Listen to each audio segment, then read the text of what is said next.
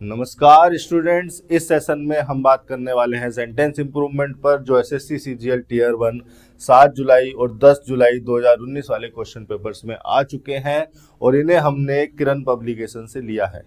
हम किरण पब्लिकेशन का 2024 addition follow कर रहे हैं, जिसमें 2018 से दिसंबर 2023 तक के क्वेश्चंस मौजूद हैं। इस पर लिखा हुआ है 16,950 प्लस। तो हमारे सेंटेंसेस का जो सीक्वेंस है वो इस एडिशन के हिसाब से है। किसी दूसरे एडिशन में, किसी दूसरी किताब में ये सेंटेंस किसी और सीक्वेंस पर भी हो सकते हैं। तो आप इस एग्जाम के नाम और डेट के हिसाब से इन सेंटेंसेस को अपने वाले एडिशन में, अपने वाली किताब में ढूंढ लें। इसके अलावा जो भी हम यहाँ डिस्कस करते हैं उसको पीडीएफ की फॉर्म में टेलीग्राम चैनल पर डाल देते हैं, और उस टेलीग्राम चैनल का लिंक आपको हमारे यूट्यूब चैनल के फ्रंट पेज से मिल जाएगा। आप वहाँ से भी इन सेंटेंसेस को, इन क्वेश्चंस को पीडीएफ की फॉर्म में डाउनलोड कर सकते हैं। जैसे कि इस वीडियो के थंबनेल पर आप देख ही रहे हैं, इस तरीके से मिलेगी सफलता। बिल्कुल सही बात है। अगर आप इस जो अप्रोच मैं यहाँ बताता हूँ अपने सेशन में, जिस तरह से मैं क्वेश्चंस को आपके सामने खोलता हूँ, वो एक लॉजिकल सिंटैक्टिकल अप्रोच है। हम सिंटैक्टिकल एनालिसिस करते हैं। हम देखते हैं कि कौन सा वर्ड किस फंक्शन में है और उसको किस पार्ट ऑफ स्पीच में, किस ग्रामेटिकल स्ट्रक्चर में लिखा जाना चाहिए, उसका क्या मीनिंग है, किस कंटेक्स्ट में उसको किस ऑब्जेक्टिव मीनिंग को कन्वे करने के लिए यूज़ किया गया है। इस ओवरऑल एनालिसिस, इस ओवरऑल स्टडी की बहुत ज़रूरत है आपको अपनी समझ को बढ़ाने के लिए। अगर आप इस अप्रोच को प्रैक्टिस करते हैं, अगर आप इस अप्रोच को फॉलो करते हैं और अपनी प्रैक्टिस के दौरान इसको अप्लाई करते हैं, तो ये आपकी क्यूरियोसिटी को इम्प्रूव करेगी, ये आपकी लर्निंग को डेवलप करेगी, ये आपके कॉन्फिडेंस को बढ़ाएगी।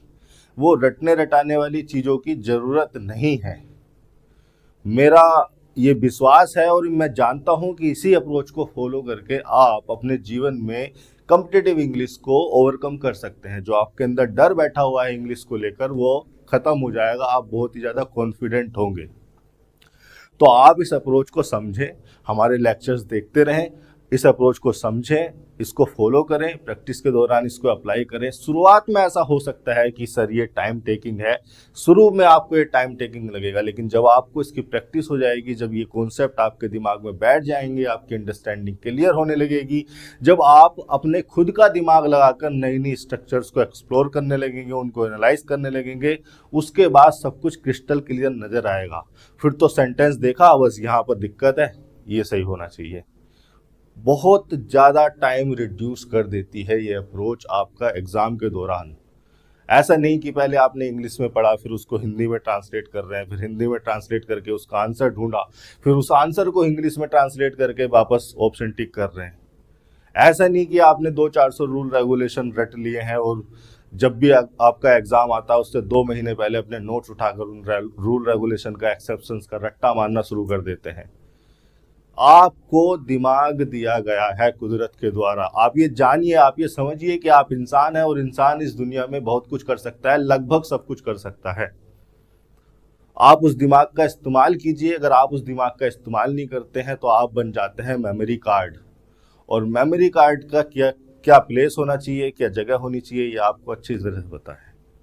तो आप जो है इस अप्रोच को यूज़ करेंगे, फॉलो करेंगे अपनी प्रैक्टिस के दौरान। मैं जो है शुरू करता हूं मेरे पहले सेंटेंस से, इस वीडियो के पहले सेंटेंस से।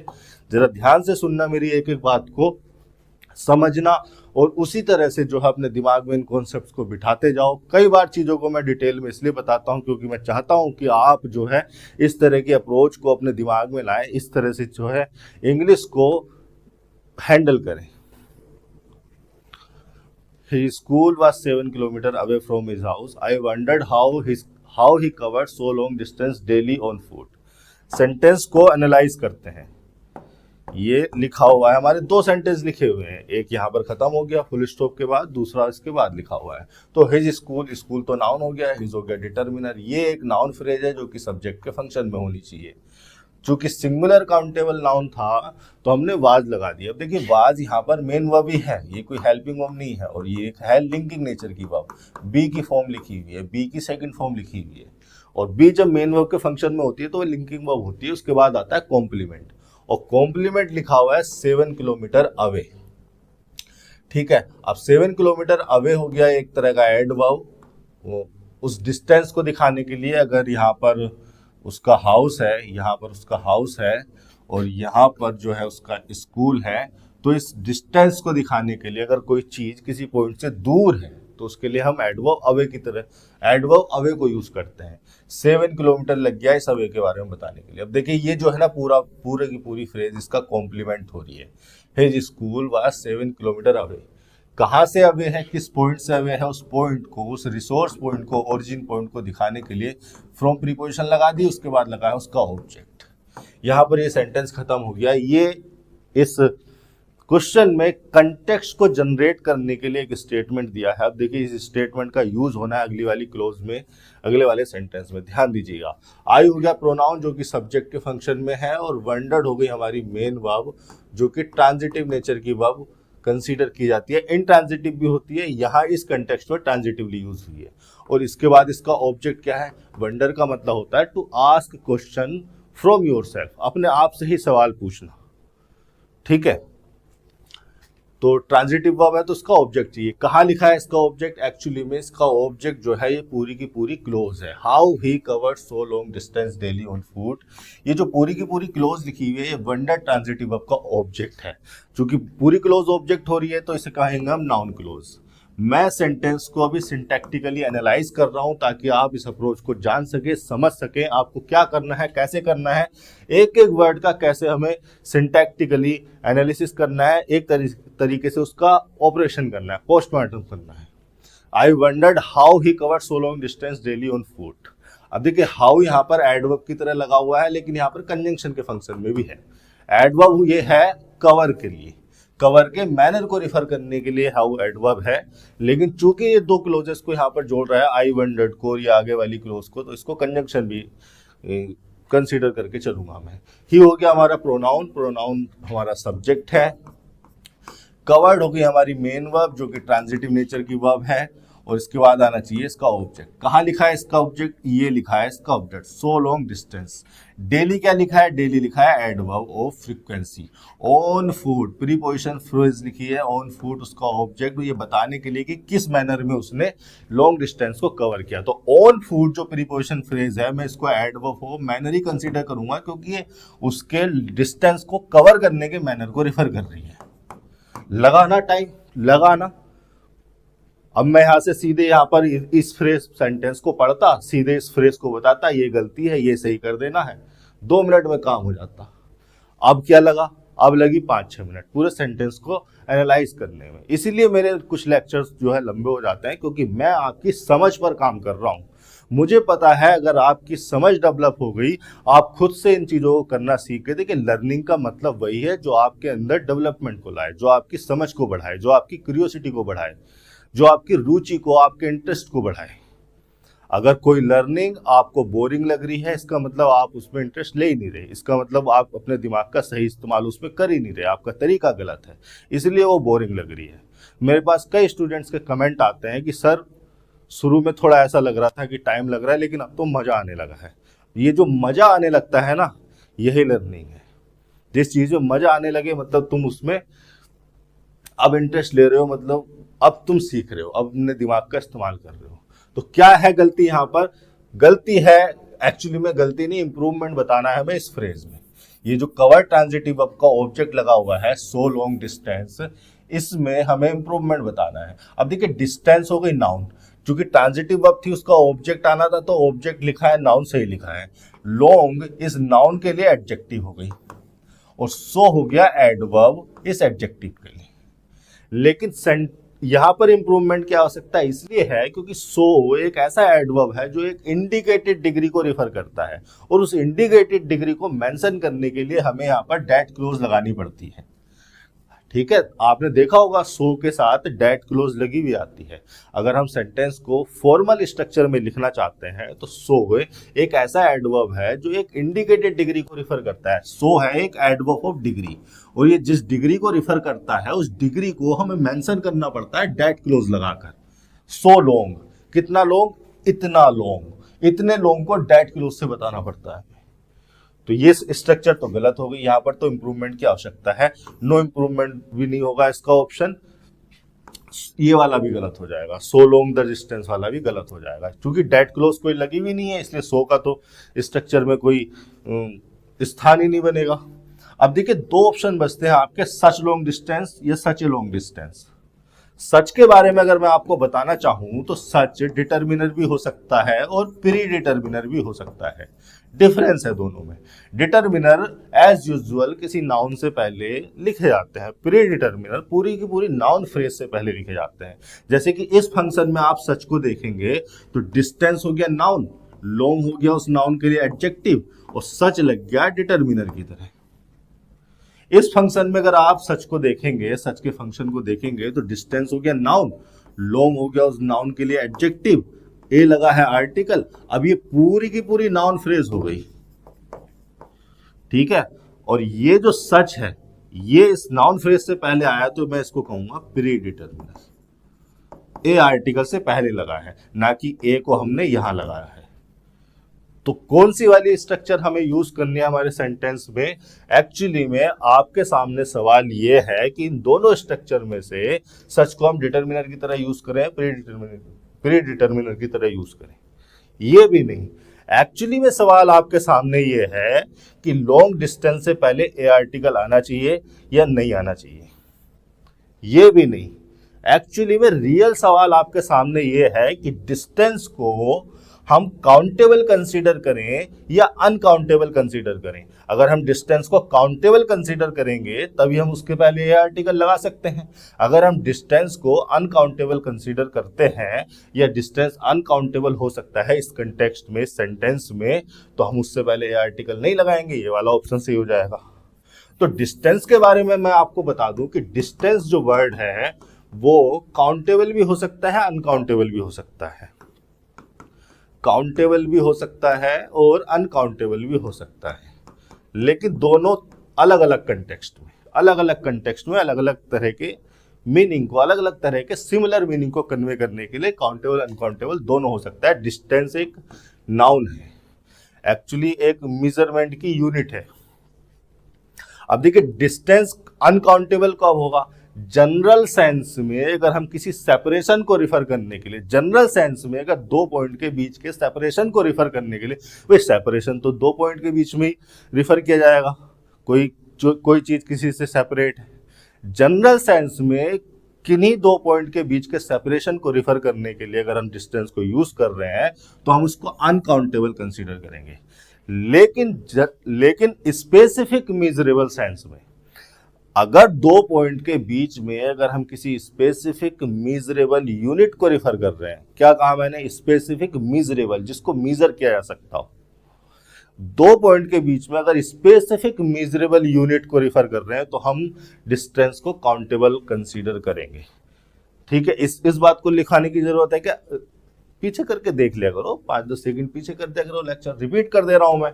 डिस्टेंस को अगर जनरल सेंस में किसी भी सेपरेशन को रिफर कर रहे हैं तो अनकाउंटेबल। अगर स्पेसिफिक मेजरेबल, कोई स्पेसिफिक पॉइंट है और उनके बीच की स्पेसिफिक मेजरेबल, जिसको मेजर किया जा सकता है, उस स्पेसिफिक मेजरेबल यूनिट को या उस स्पेसिफिक मेजरेबल सेपरेशन को रिफर कर रहे हैं तो डिस्टेंस को एक काउंटेबल नाउन की तरह कंसीडर किया जाना चाहिए, ट्रीट किया जाना चाहिए। अब देखिए पहला जो सेंटेंस आपको दिया है उसमें वो कंटेक्स्ट आपको बनाकर दिया है एग्जामिनर ने कि ये आपका हाउस हो गया और ये आपका स्कूल हो गया, दो स्पेसिफिक पॉइंट हो गए, और इसके बीच की 7 किलोमीटर जो दी है वो मीजरेबल डिस्टेंस दी है, एक मीजरेबल सेपरेशन दिया है जिसको मीजर किया गया है। तो इस कंटेक्स्ट में डिस्टेंस को लिया जाना चाहिए काउंटेबल, और काउंटेबल अगर लिया जाएगा तो उससे पहले ए आर्टिकल आएगा और सच आएगा प्री डिटर्मिनर के फंक्शन में।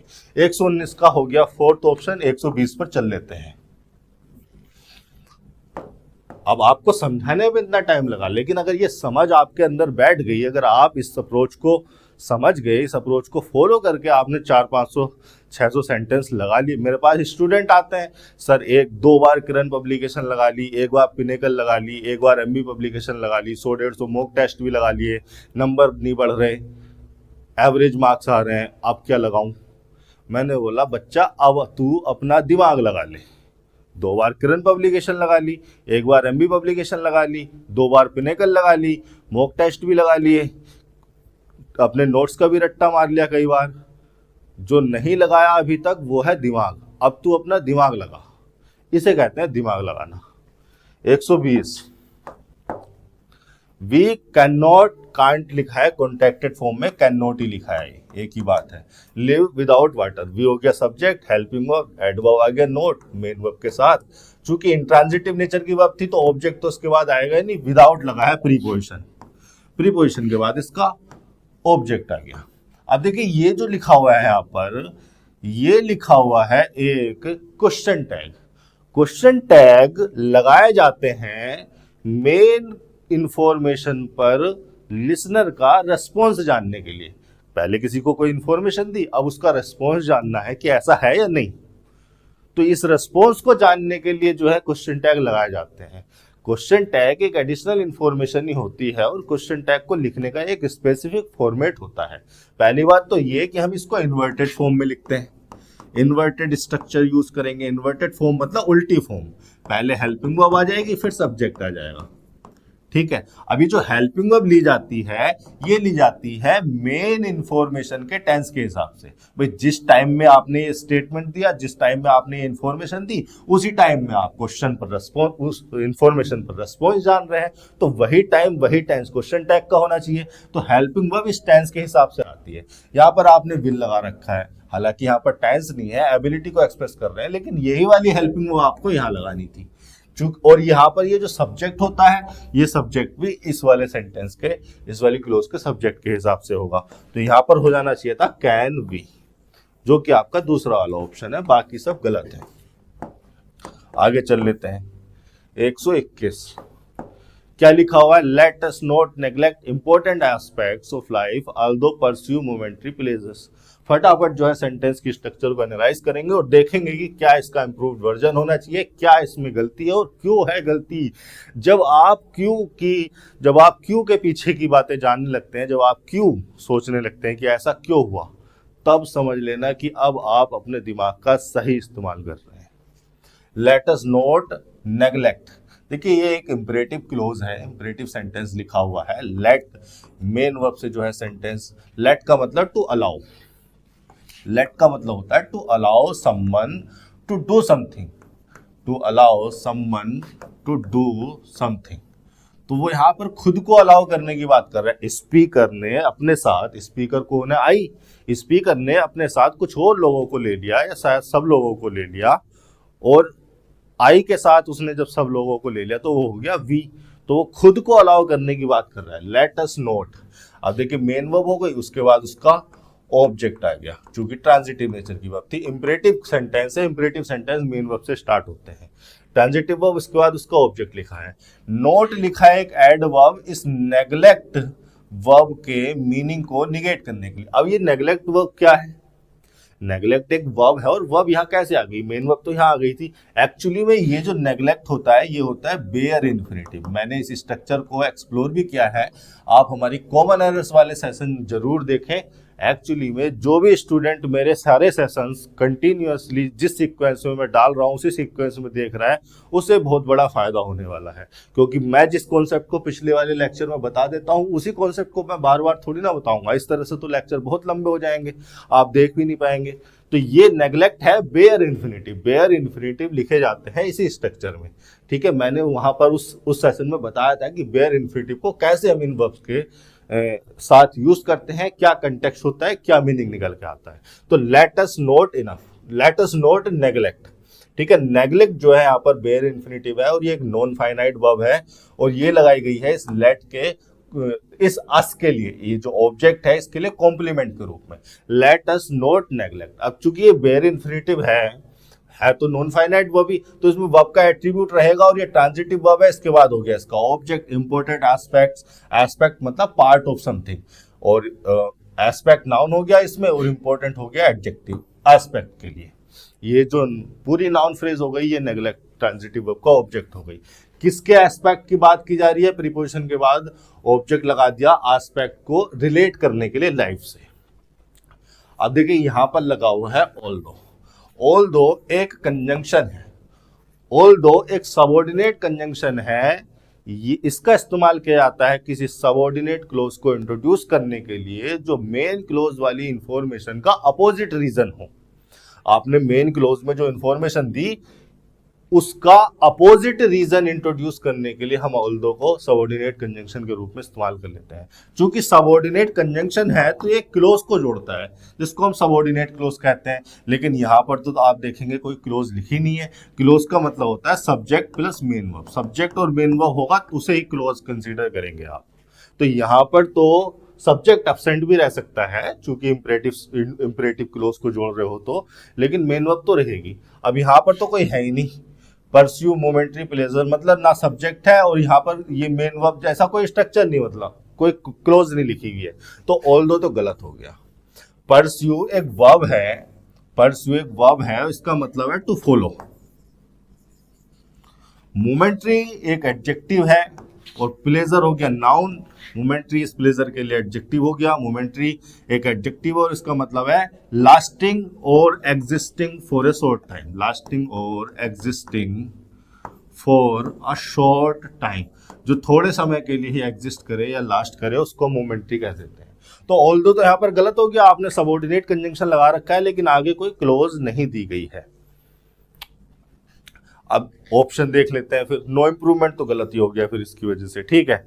अब पहले ऑप्शन पर हम देखेंगे तो बाय प्रीपोजिशन लगा है। अब बाय प्रीपोजिशन लगा है तो इसके बाद लगना चाहिए था ऑब्जेक्ट, और ऑब्जेक्ट कोई नाउन प्रोनाउन लिखा है तो सही है, लेकिन अगर कोई वर्ब लिखी है ऑब्जेक्ट के रूप में तो उस वर्ब को ऑब्जेक्ट बनाने के लिए, नाउन बनाने के लिए हमें जीरन बनाना पड़ता है। तो यहाँ पर परस्यूड नहीं होता, परस्यूइंग हो जाता। ये ऑप्शन भी गलत है।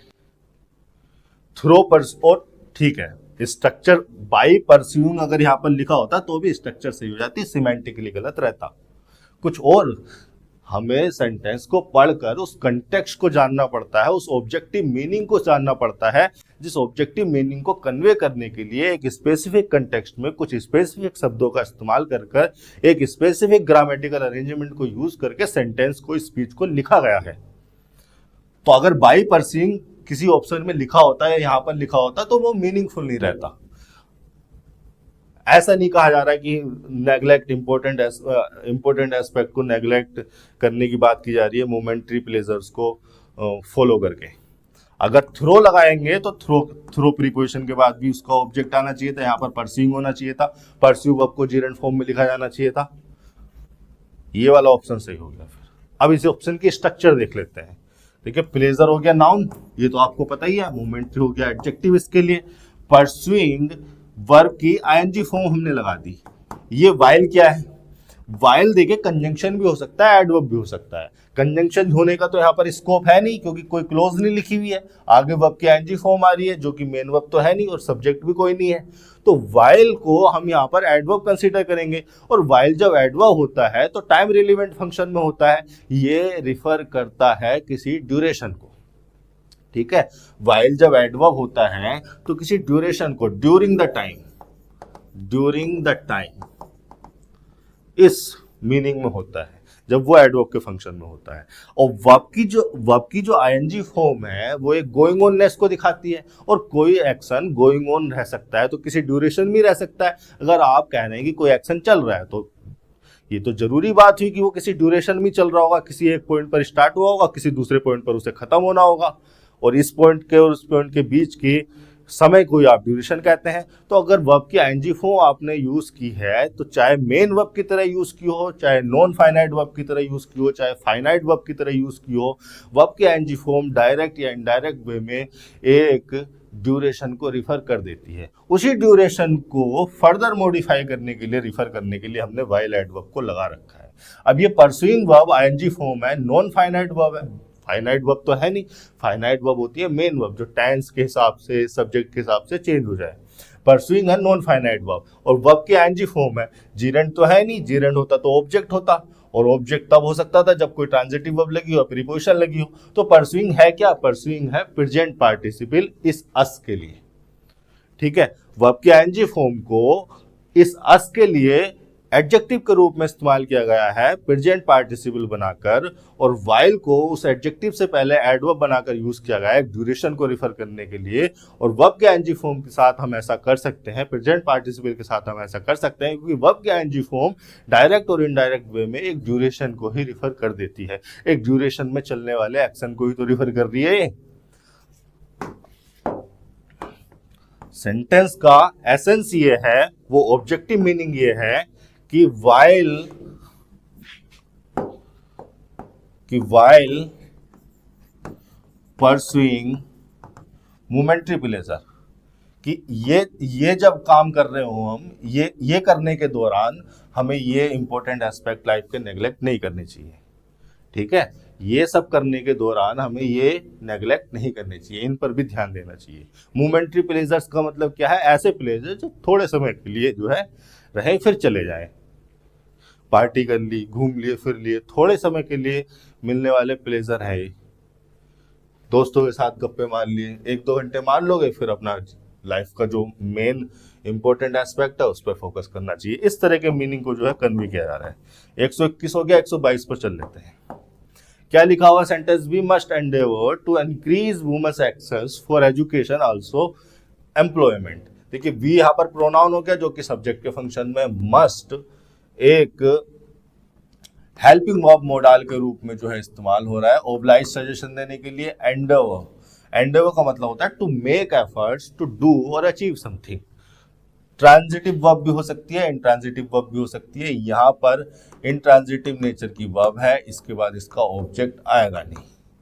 क्या लिखा हुआ है? टू इंक्रीज लिखा हुआ है, 2 + V1। अभी जो इन्फिनेटिव है क्यों लगाया गया है? ये लगाया गया है इस इंट्रांजिटिव वर्ब के पर्पस को रिफर करने के लिए कि हमें एफर्ट्स क्यों लगाने चाहिए, ये करने के लिए लगाने चाहिए। इन्फिनेटिव जब मेन वर्ब के पर्पस को बताने के लिए आता है तो वाई का रिप्लाई होता है, वाई लगा कर देख लिया करो। अब इन्फिनेटिव है तो एक नॉन फाइनाइट वर्ब ही, और वर्ब है तो वो ट्रांजिटिव नेचर की वर्ब है, उसके बाद उसका ऑब्जेक्ट आना चाहिए, और ऑब्जेक्ट लिखा है वुमेन्स एक्सेस। वुमेन को पजेसिव नाउन की तरह इस्तेमाल किया गया है, एक्सेस को पोजेशन की तरह इस्तेमाल किया गया है।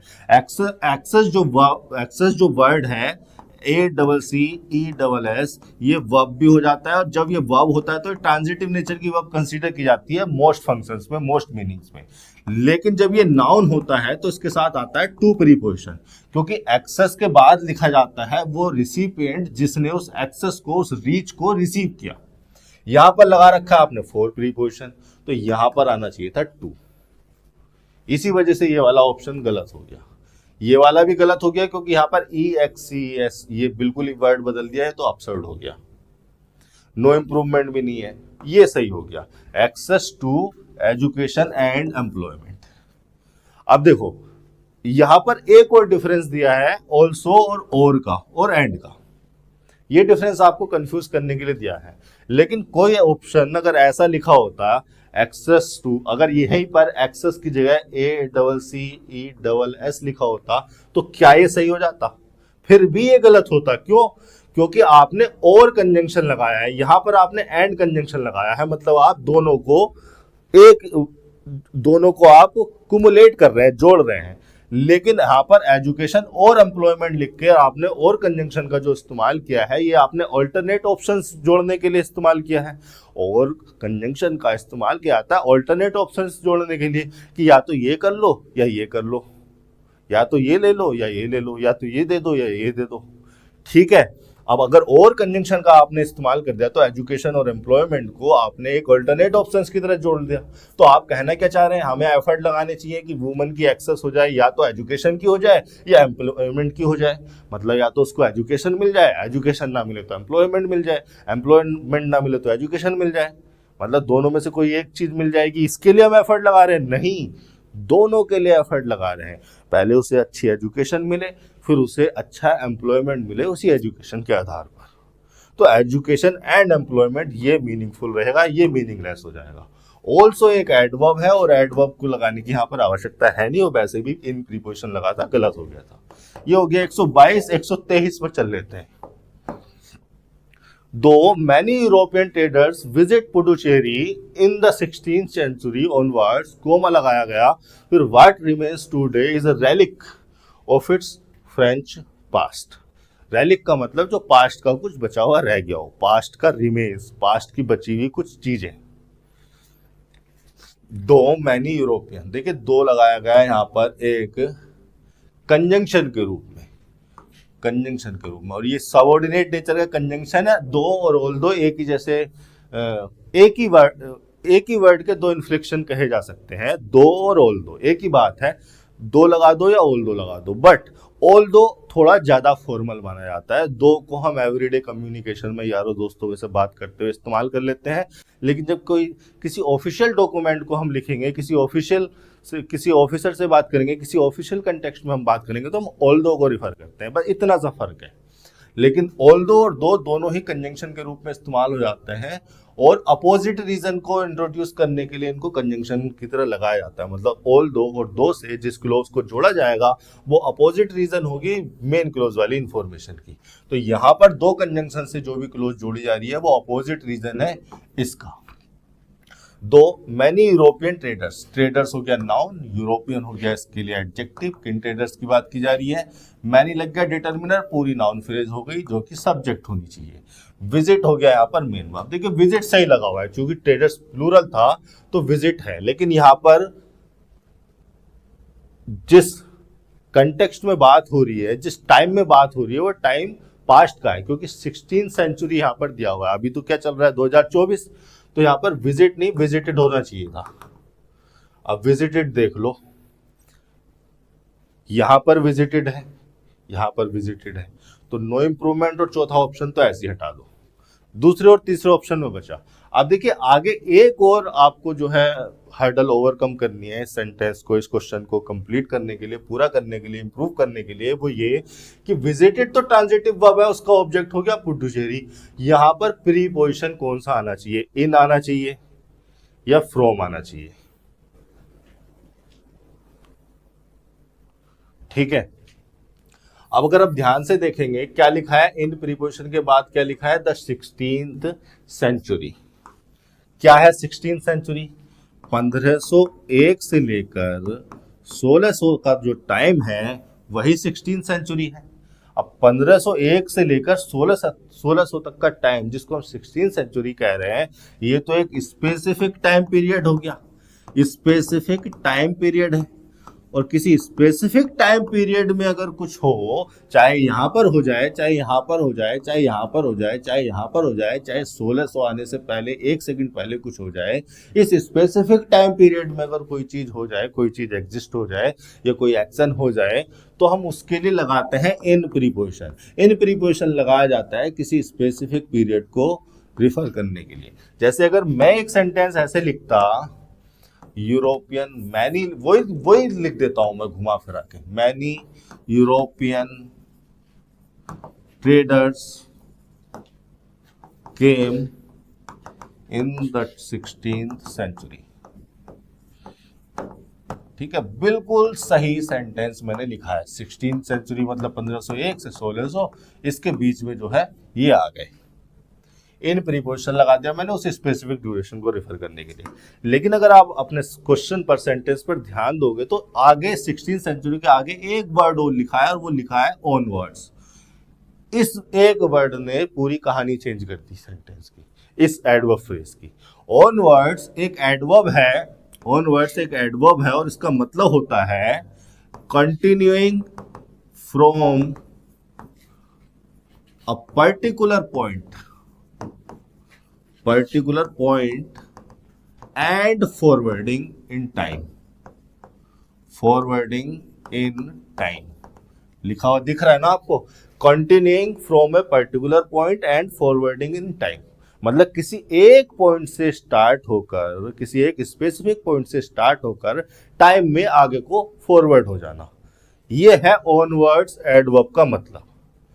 तो क्या कहा जा रहा है आपसे कि उन्होंने जो विजिट करना शुरू किया, ये जो है अभी आपकी जो सेंचुरी चल रही है वो ये हो गई 19th सेंचुरी, ये हो गई 20th सेंचुरी, ये हो गई 19, ये हो गई 18th सेंचुरी, ये हो गई 17th सेंचुरी, ये हो गई 16th सेंचुरी। देखिए पॉइंट, किसी पॉइंट को, पॉइंट का मतलब क्या है, टाइम में किसी भी पॉइंट का मतलब है जिसको नंबर लाइन पर रिप्रेजेंट किया जा सके।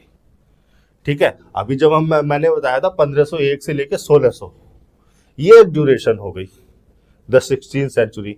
लेकिन 16th सेंचुरी को इस तरह से अगर आप नंबर लाइन पर रिप्रेजेंट कर सकते हैं तो उसको पॉइंट भी कंसीडर किया जा सकता है। कंटेक्स्ट थोड़ा सा चेंज हो गया। अब कहने का मतलब ये है कि ये कहा जा रहा है कि विजिट वाला जो एक्शन है वो 16th सेंचुरी से शुरू हुआ और आगे के पीरियड में लगातार जो है चलता रहा, continuing from a particular point and forwarding in time, आगे को फॉरवर्ड हो गया। अगर 16th सेंचुरी से शुरू हुआ तो 16th सेंचुरी हो गया ओरिजिन पॉइंट, और किसी भी ओरिजिन पॉइंट को रिफर करने के लिए प्रीपोजिशन इन नहीं लगाया जाता है फ्रॉम। तो यहां पर फ्रॉम वाला ऑप्शन सही हो जाएगा आपका तीसरा ऑप्शन। ए आर्टिकल और द आर्टिकल के बीच का डिफरेंस भी दे रखा है। ए आर्टिकल नहीं लगाया जा सकता क्योंकि 16th सेंचुरी तो एक ही सेंचुरी है जिसको हम 16th सेंचुरी कहते हैं, और 16th तो लगा ही ऑर्डर को बताने के लिए गया है। जब हम ऑर्डिनल लगा देते हैं first, second, third, fourth, fifth, 15th, 16th, 17th, तो हम उस नाउन को स्पेसिफिक कर देते हैं, डेफिनेट कर देते हैं, द आर्टिकल लगाया जाता है। ए आर्टिकल भी गलत हो जाए, इस गलती को पहचान लेते तो भी कर देते। ये हो गया 123 का तीसरा। अब देखो इतनी चीजें आपके दिमाग में डालने के लिए जरूरी है कि थोड़ा सा डिटेल में समझाया जाए। फटाफट आऊं और बस ये गलती है यहाँ पर देख लो, ये गलती है यहाँ पर देख लो, ऐसे करके चला जाऊं तो लेक्चर छोटा हो जाएगा। लेकिन लेक्चर के छोटा होने के साथ साथ आपकी समझ का दायरा भी छोटा होता जाएगा। ना आपको ऐसा करना है, ना मुझे करने के लिए ऐसा भी बस करना है। 5 महीने की इंग्लिश, 6 महीने की इंग्लिश 8 महीने में खत्म हो जाएगी, कोई दिक्कत नहीं है। लेकिन जिस तरीके से आप कर रहे हैं या कुछ स्टूडेंट्स कर रहे हैं, वो अपनी इंग्लिश को 4-5 साल की जो है योजना बना देते हैं। वो उल्टे सीधे तरीके से रूल रेगुलेशन का एक्सेप्शन का रट्टा मारते हैं, फिर उसके बाद वो गलतियां करते हैं। बार बार उन्हें जो है चीज़ों को, अपनी गलतियों को सुधारना पड़ता है, बार बार गलतियों को सुधारना पड़ता है, बार बार उन्हीं रूल्स रेगुलेशन का रट्टा मारकर बार बार उन्हीं की जैसी गलतियों को सुधारते सुधारते इंग्लिश पहुंच जाती है 4 साल की। 124 क्या लिखा हुआ है? The India consensus study highlight benefits by adding domestic violence prevention approaches to current government policy. The India consensus study, study noun हो गया, कंसेंसस जो है एडजेक्टिव है, इंडिया भी एक एडजेक्टिव की तरह है, यहाँ पे नाउन मॉडिफायर की तरह यूज हो रहा है, दा लग गया आर्टिकल, पूरा का पूरा नाउन फ्रेज है, ये हो गया सब्जेक्ट। अब देखिए सब्जेक्ट है हमारा सिंगुलर, तो यहाँ पर हाईलाइट नहीं हाईलाइट्स होना चाहिए था। एक गलती तो यही समझ में आ गई, तो इस ऑप्शन को भी हटा दो, हाईलाइट लिखा है, इस ऑप्शन को भी हटा दो, नो इम्प्रूवमेंट भी नहीं होगा, फिर तो यही ऑप्शन ठीक हो जाएगा। लेकिन एक और जो है, एक जगह और आपकी समझ को चेक किया गया है, और वो चेक किया गया है फ्रॉम प्रीपोजिशन को। अगर कहीं वो इस तरह का ऑप्शन लिख देता, मान लो एक 5वां ऑप्शन ऐसे लिख देता, अगर थोड़ा सा भी इस क्वेश्चन को उसको टफ करना था, डिफिकल्टी लेवल अगर इस क्वेश्चन का बढ़ाना था, तो वो यहां पर हाईलाइट्स कर देता द बेनिफिट्स, ये ऑप्शन वो लिख देता द बेनिफिट्स बाय एडिंग।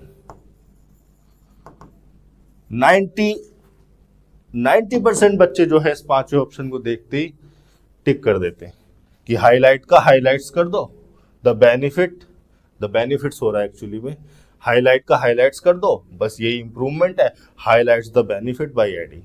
वो इस प्रीपोजिशन के फंक्शन पर ध्यान ही नहीं देते। अगर कहीं ये 5वां ऑप्शन दिया होता तो क्वेश्चन का डिफिकल्टी लेवल बहुत ज्यादा बढ़ जाता, और 90% बच्चे जो है इसी ऑप्शन को, हो सकता है 90 से भी ज्यादा, इसी ऑप्शन को देखते हुए इसी ऑप्शन को टिक कर देते और क्वेश्चन को गलत करके आते, नेगेटिव मार्क्स भी लेके आते। अगर नेगेटिव मार्क्स होते तो होते ही हैं इंग्लिश में, तो एमटीएस की बात करें तो, सीजीएल की बात करें तो भी होते हैं, सीएचएसएल सीपीओ सभी में होते हैं। ठीक है, highlights the benefits by adding. क्या डिफरेंस है, क्यों ऑफ लगा सकते हैं, बाई क्यों नहीं लगा सकते? बाई अगर यहाँ पर लगाया गया है तो गलत है, हाँ स्ट्रक्चर को सही कर दोगे आप बाई लगाकर, लेकिन सिमेंटिकली सेंटेंस सही हो जाएगा। देखिए कैसे गलत हो जाएगा, सिमेंटिकली गलत सेंटेंस गलत हो जाएगा। देखिए कैसे, the India consensus study highlights the benefits. ठीक है, ए आर्टिकल को हटा के द लगाना पड़ेगा, क्योंकि ए तो लगा ही नहीं सकते हैं, बेनिफिट्स है, तो द स्पेसिफिक बेनिफिट्स बताने पड़ेंगे हमें। अब देखिए द लगाकर भी एक आपको क्लू दिया गया है। अभी धीरे धीरे मैं जरा खोलता हूं। बाय प्रीपोजिशन है, और बाय प्रीपोजिशन के बाद उसका ऑब्जेक्ट आ गया, चूंकि वर्ब थी तो जेरेंड बनाकर लिख दिया, एनजी फॉर्म में नाउन बनाकर ऑब्जेक्ट बना दिया, बाय प्रीपोजिशन का ऑब्जेक्ट हो गया। इतनी बात तो सही है, स्ट्रक्चर को आपने सही कर दिया, प्रीपोजिशन के बाद ऑब्जेक्ट लग रहा है। लेकिन बाय प्रीपोजिशन को लगाया जाता है किसी एक्शन के मैनर को रिफर करने के लिए। मतलब स्टडी ने हाईलाइट को कैसे किया ये बताने के लिए हम बाय प्रीपोजिशन लगाते हैं कि बाय प्रीपोजिशन के बाद जो लिखा है एडिंग, ऐड करके जो है स्टडी ने हाईलाइट किया बेनिफिट्स को। स्टडी ने ऐड करके बेनिफिट्स को हाईलाइट किया। और ऐड क्या किया? Domestic violence prevention approaches. किससे? गवर्नमेंट पॉलिसी से। टू प्रीपोजिशन, उसके बाद ऑब्जेक्ट लगा करंट गवर्नमेंट पॉलिसी। तो ये जो डोमेस्टिक वायलेंस प्रिवेंशन अप्रोचेस हैं जिसको गवर्नमेंट पॉलिसी से, करंट गवर्नमेंट पॉलिसी से ऐड किया गया, ये क्या स्टडी ने किया? स्टडी ने ये ऐड करके हाईलाइट किया। क्या ये ऐड करने का काम स्टडी का है? नहीं, ये ऐड करने का काम तो गवर्नमेंट का है या गवर्नमेंट की कोई और अथॉरिटी होगी, एजेंसी होगी। स्टडी का काम सिर्फ इतना होता है कि जो जैसा है उसको वैसा दिखा दे, इससे फायदा हुआ, इससे नुकसान हुआ, उसको हाईलाइट कर दे, उसके बारे में बता दे। ये काम है स्टडी का। स्टडी तो ऐड नहीं करती है। तो इस तरीके से अगर आप देखते तो बाय प्रीपोजिशन लगाने पर, बाय प्रीपोजिशन के बाद उसका ऑब्जेक्ट एडिंग लगाने पर सेंटेंस सिंटैक्टिकली तो एक बार को जस्टिफाइबल होता है, स्ट्रक्चर तो सही है, लेकिन सिमेंटिकली अपसर्ड मीनिंग में चला जाता। और सिमेंटिकली अपसर्ड मीनिंग में जाने की वजह से ये इंप्रूव्ड स्ट्रक्चर नहीं होती। मैं इसको यूज नहीं करता, मैं तब भी इसी ऑप्शन को लगाता। अब मैं क्या कर रहा हूं? अब मैं ऑफ प्रीपोजिशन लगाकर उसके बाद उसका ऑब्जेक्ट लगा रहा हूं। और ये ऑफ प्रीपोजिशन फ्रेज लगाई है मैंने बेनिफिट्स को रिलेट करने के लिए कि मैं किसके बेनिफिट्स की बात कर रहा हूं। और चूंकि of adding domestic violence prevention approaches to government policy, to current government policy, ये पूरी की पूरी प्रीपोजिशन फ्रेज लगा दी मैंने बेनिफिट्स के बारे में बताने के लिए कि मैं किसके बेनिफिट्स की बात कर रहा हूं। तो वो अपने आप स्पेसिफिक हो गया। स्पेसिफिक हो गया तो मैंने द आर्टिकल लगाया। इस तरह से जो है आपको सोचकर समझकर चलना पड़ता है। ये आपको करना ही है, इसके बिना आप नहीं पहुंच पाओगे। हाँ, हो सकता है कुछ स्टूडेंट पहुंच गए हो, लेकिन बहुत ज्यादा समय लगाया होगा, बहुत जो है रट्टा हुआ। अब कंपटीशन इतना ज्यादा है कि आपको अपने दिमाग का सही इस्तेमाल करना पड़ेगा। रटने रटाने वाला काम मेमोरी कार्ड का है, मेमोरी कार्ड मत बनिए, अपने दिमाग का इस्तेमाल कीजिए। कुदरत ने आपको इंसान बनाया है। जब आप मैथमेटिक्स करते हैं तब आप अपने दिमाग का इस्तेमाल करते हैं, जब आप रीजनिंग करते हैं तब आप अपने दिमाग का इस्तेमाल करते हैं। लेकिन पता नहीं क्यों जब इंग्लिश की बात आती है तो आप अपने दिमाग को उठाकर कहीं और रख देते हैं और रूल्स रेगुलेशन का रट्टा मारना शुरू कर देते हैं, बार बार वही कर रहे हैं। तो इससे जो है आपकी प्रोसेस जो है लंबी हो जा रही है। 125 पर बात कर लेते हैं। Biologists believe that increased human activity means an accelerated rate of change in habitat for all creatures of the world. Biologist यहां पर नाउन हो गया, चूंकि काउंटेबल था, कॉमन नाउन था, प्लूरल कर सकते थे, कर दिया। बहुत सारे बायोलॉजिस्ट की, ये सभी बायोलॉजिस्ट की बात हो रही है। सब्जेक्ट हमारा प्लूरल है तो बिलीव सही लगा है।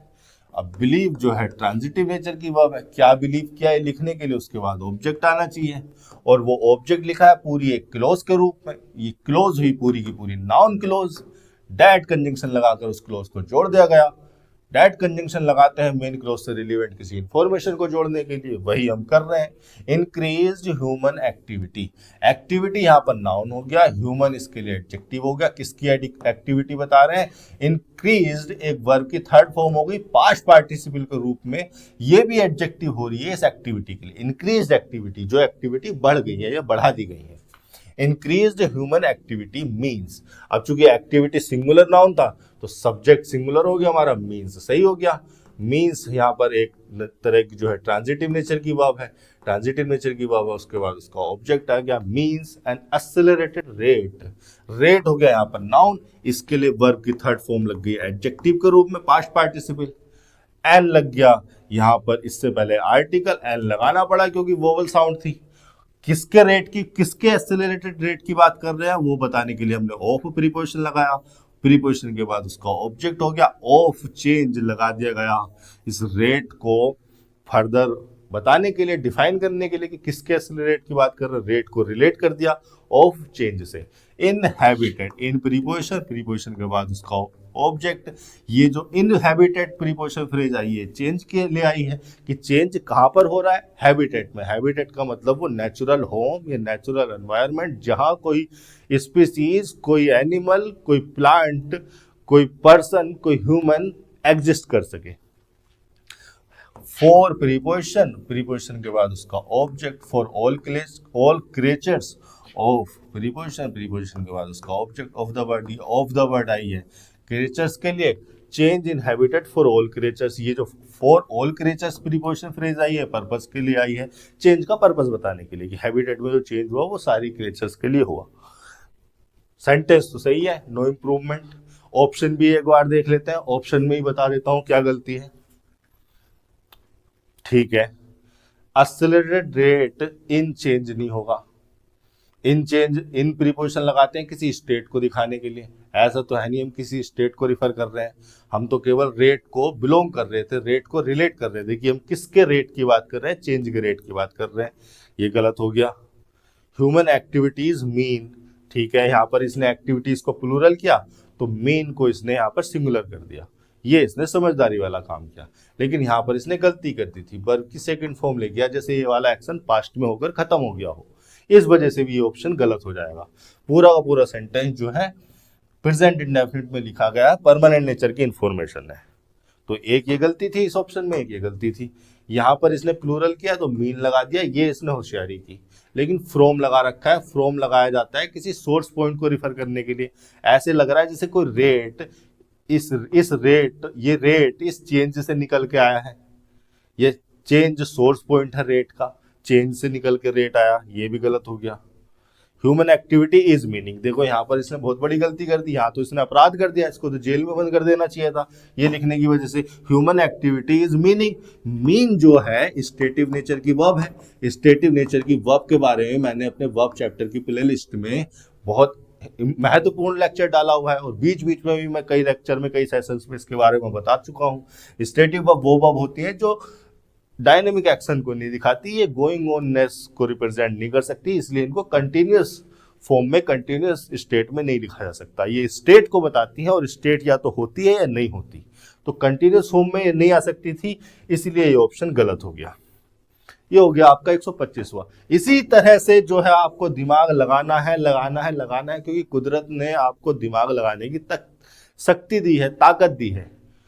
आप जो है इसी तरह की अप्रोच को फॉलो करेंगे, प्रैक्टिस करेंगे। जहां पर भी अगर कोई डाउट हो तो आप मुझे कमेंट सेक्शन में लिख सकते हैं। मुझे बहुत अच्छा लगता है जब आप मुझसे इंग्लिश से रिलेटेड डाउट पूछते हैं, जब आप मुझसे डिस्कस करते हैं। आज के सेशन में इतना ही, धन्यवाद।